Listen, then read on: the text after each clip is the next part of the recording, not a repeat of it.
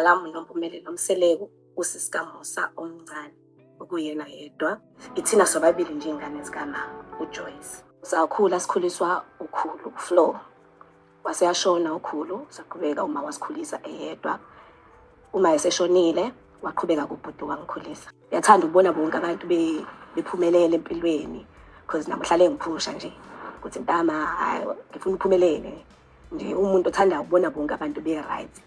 Uba kuyangaye ngabe wonke umuntu hlele happy right. Hey, niyazivela nani bethu nani uba usista kaTata Musa Mseleku uthetha kamnandi kanjani ngobrother wakhe ngokuya kwakusandoqala ke uthando nesithembu. Molweni yinde namkela kuMamgobhozi TV. Xa sesibukele ngoku after sibukele into ebesiyivile kuthando nesithembu season 8 episode 18, uTata Musa Mseleku echaza uba kasavani nosista wakhe ngenxa yento ba ke uye wahamba abantu abachazayo kwavela uba ubulawa efamilini okanye engaphumeleli njeni ngenxa yefamily, futhi ifamily yakhe ke siyazi uba nguTata Musa Mseleku, so ke baphela bengaboni ngasolinye. Ngoku ke ngoku xa ndimamele apha indlela athetha kakuhle ngayo ngobrother wakhe, esithi ubrother wakhe uyamxhasa kwaye ufuna umbona ephumelela naye uyamkhuthaza, babe kuya ngaye ngaske wonke umuntu aphumelele. So uyazibuza ke ngoku noba konakele phi na, ngoba bekukuhle chaza noba usweleka kukamamabo waye wakhuliswa ngubrother wakhe. Now ke usista kaTata Musa Mseleku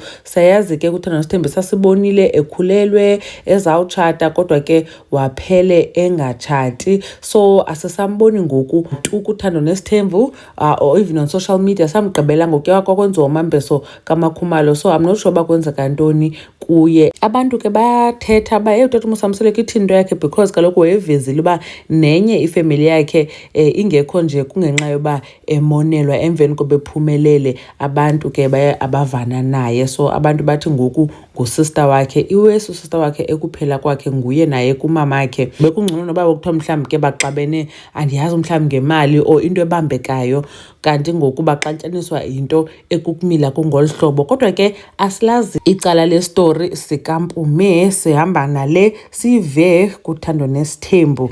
Abantu ke abaninzi comment section yele video okanye yevideo bendiyenzile malunga nalento baye bachaza ke uba hey bethu nani abantu abachazayo nezangoma okanye bayayiqhekeza imindeni. Iifamily ezininzi ziyaqhekeka ngenxa yezinto ezinje zothakathiswa, and then ke kwinto ebuhlungu ngeyoba abanye aba bantu ke bayaxoka noxoka niphele ningevani ngento engekhoyo, ngoba ixesha elininzi kwasoloko kuthiwa ukufa kusembizeni. Anyways bethu nani kanti uba nicinga ntoni nina ngalento ke kaMpume wayethetha kakuhle ngobrother wakhe, kodwa ke ngoku emveni kobe ehambe abantu izinto uthi uTata Musa Mseleku zatshintsha. uMamgobhozi uyanibona kwivideo elandelayo. Bye.